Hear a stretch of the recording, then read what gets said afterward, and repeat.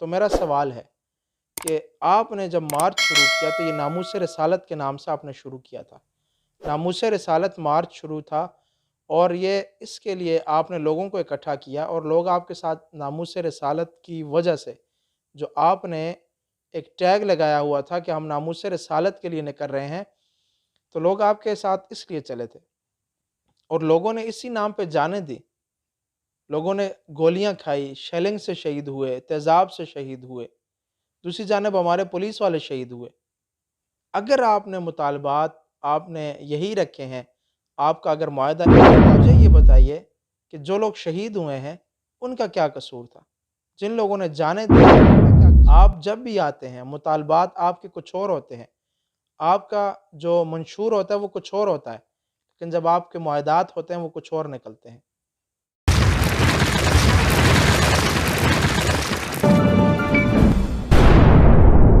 السلام علیکم ورحمۃ اللہ وبرکاتہ۔ میں نام دورانی آپ سے مخاطب ہوں اور آپ دیکھ رہے ہیں سچ کا ساتھ۔ امید کرتا ہوں تمام دیکھنے والے اور سننے والے بخیر و عافیت ہوں گے اور اللہ تعالیٰ کی نعمتوں سے لطف اندوز ہو رہے ہوں گے۔ دوستو، اللہ کے فضل سے، اللہ کے کرم سے راولپنڈی شہر کی رونقیں دوبارہ بحال ہونا شروع ہوئی ہیں۔ میری مراد یعنی راولپنڈی شہر سے تمام کنٹینرز کو ہٹا دیا گیا ہے، مری روڈ بالخصوص اور اس سے ملحقہ جتنے بھی علاقے ہیں وہاں سے کنٹینرز کو ہٹا دیا گیا ہے اور مری روڈ کو ٹریفک کے لیے کھول دیا گیا ہے، جو کہ ایک بہت بڑی خوشخبری ہے راولپنڈی کے عوام کے لیے، جو کہ ہفتہ ڈیڑھ سے ذلیل و خوار ہو رہی تھی۔ دن کو مری روڈ جانے کا اتفاق ہوا تو میں نے وہاں پر دیکھا کہ عوام کس طرح ذلیل ہو رہی ہے، خوار ہو رہی ہے۔ راولپنڈی کے باسی راولپنڈی کے اندر ہی محصور ہو کر رہ چکے ہیں، کنٹینرز لگے ہوئے تھے اور وہاں سے گزرنے کا راستہ تک نہیں تھا، اور صرف مرد ہی نہیں بلکہ خواتین بھی وہاں پہ پریشان حال کھڑی تھی اور مردوں کی طرح وہ بھی خوار ہو رہی تھی، جس کو دیکھ کر دل میں انتہائی تکلیف ہوئی، دکھ ہوا کہ معاملہ کیا ہے، کس علاقے میں معاملات چل رہے ہیں، لیکن جو محصور کیا گیا وہ کس علاقے کو کیا گیا۔ بہرحال دن کو جو صورتحال تھی وہ کچھ اور تھی، لیکن جب میں واپس آیا ابھی کچھ دیر پہلے تو صورتحال تبدیل ہو چکی تھی اور مری روڈ کو ٹریفک کے لیے کھول دیا گیا تھا۔ اس کی وجہ یہ بنی کہ آج دن بھر تحریک لبیک کے اور حکومت کے مذاکرات چلتے رہے، علماء نے اس کے اندر ثالثی کا کردار ادا کیا۔ ان مذاکرات کے بعد امید کی ایک کرن روشن ہوئی کہ ہو سکتا ہے کہ یہ سارے معاملات طے پا جائیں اور یہ جو ایک معاملہ چل رہا ہے مارچ وہ ختم ہو جائے اور ملک کے اندر کاروباری زندگی دوبارہ بحال ہونا شروع ہو جائے، اور جس کا خدشہ تھا وہی ہوا۔ مذاکرات کامیاب ہوئے اور تقریباً جو رستے ہیں ان کو کھولا جا رہا ہے،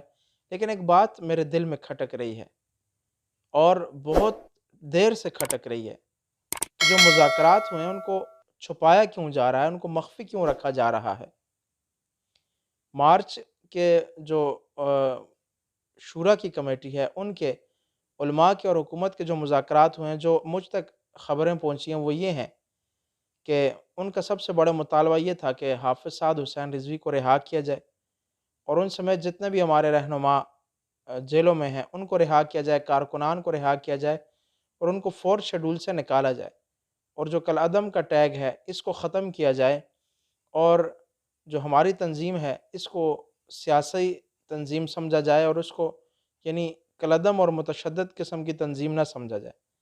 جو میرے تک خبریں پہنچی ہیں وہ یہ ہیں، لیکن اگر دیکھا جائے اگر یہ باتیں سچ ہیں تو یہ انتہائی افسوس کی بات ہے، انتہائی شرم کی بات ہے کہ جب یہ مارچ چلا تھا ان کے مطالبات کچھ اور تھے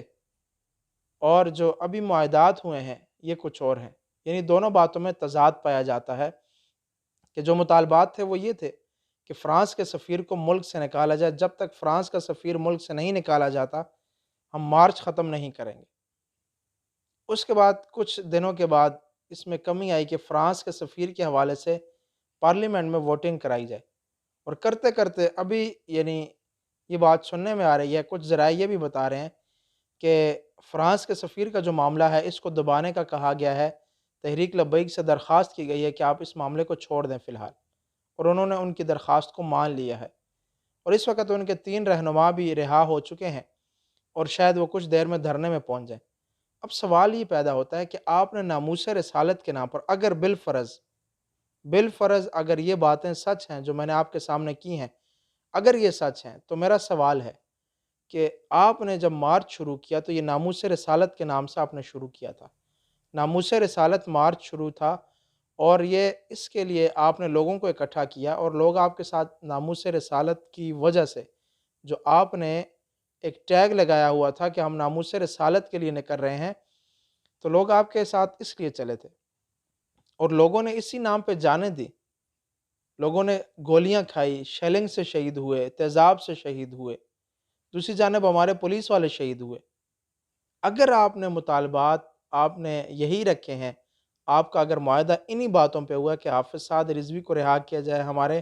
رہنماؤں کو رہا کیا جائے، ہمارے کارکنان کو رہا کیا جائے، پرچے ختم کیے جائیں، ان کو فورتھ شیڈول سے نکالا جائے، تو مجھے یہ بتائیے کہ جو لوگ شہید ہوئے ہیں ان کا کیا قصور تھا؟ جن لوگوں نے جانیں دی ہیں ان کا کیا قصور تھا؟ آپ جب بھی آتے ہیں، مطالبات آپ کے کچھ اور ہوتے ہیں،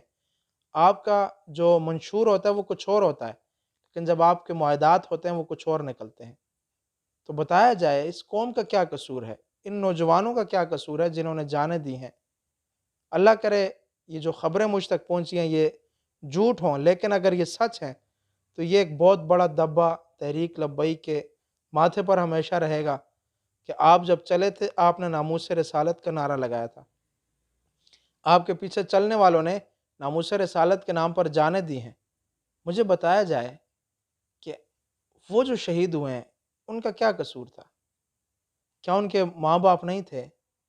کیا وہ اپنے گھروں کے سہارے نہیں تھے؟ کیا ان کی اولاد نہیں تھی؟ اگر انہوں نے ناموس رسالت کے لیے جانیں دی ہیں، ان کا خون اگر آپ نے دیکھا ہے تو آپ اپنے مطالبات سے پیچھے کیسے ہٹ سکتے؟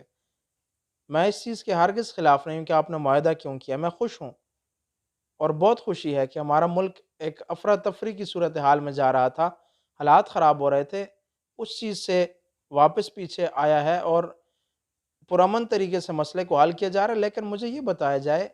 کہ جب آپ نے یہی کرنا تھا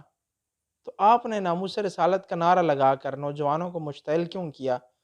آپ کے اس نعرے کی وجہ سے جن لوگوں نے جانیں دیا ان کا کیا ہوگا؟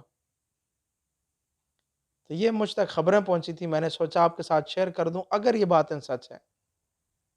اگر یہ باتیں سچ ہیں تو تحریک لبیک اپنے اس نعرے کو چھوڑ دے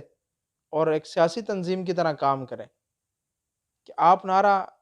مذہب کارڈ استعمال کرتے ہیں، نعرہ ناموس رسالت کا لگاتے ہیں، جب آپ بیٹھتے ہیں آپ کی بیٹھک ہوتی ہے تو آپ اپنے امیر کو رہا کرنے کا مطالبہ رکھتے ہیں، آپ اپنے رہنماؤں کو رہا کرنے کا مطالبہ رکھتے ہیں، کارکنوں کو رہا کرنے کا مطالبہ رکھتے ہیں، اور جو آپ کے پرچے درج ہیں آپ کے اوپر ان کو ختم کرنے کا مطالبہ رکھتے ہیں۔ تو مجھے بتایا جائے یہ ناموس رسالت کا کام ہے؟ کیا یہ آپ اپنے ذاتی معاہدات کرتے ہیں، ذاتی مفادات کی خاطر آپ نے اتنے لوگوں کو شہید کروایا؟ اگر یہ باتیں سچ ہیں تو میں دوبارہ تیسری بار یہ بات دہرا رہا ہوں کہ یہ جو شہداء ہیں، اور یہ آپ سے قیامت والے دن آپ کے گلے پڑیں گے اور آپ کے گریبان پکڑ کر آپ سے سوال کریں گے کہ بِأَيِّ ذَنبٍ قُتِلَتْ، ہمیں کس جرم میں قتل کیا گیا؟ یہ پولیس والے آپ سے پوچھیں گے کہ ہمیں کیوں قتل کیا گیا؟ اللہ کرے جو مجھ تک یہ باتیں پہنچی ہیں یہ غلط ہوں، میں ہرگز ایسا گمان نہیں رکھتا، لیکن دن سے یہ خبریں مل رہی تھی، مغرب سے تقریباً عصر سے مغرب کے درمیان سے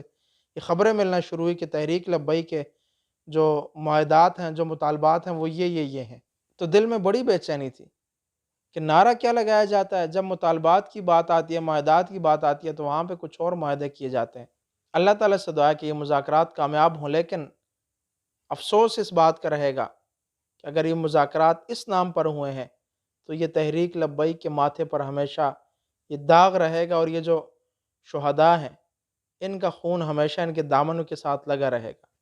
السلام علیکم ورحمۃ اللہ وبرکاتہ۔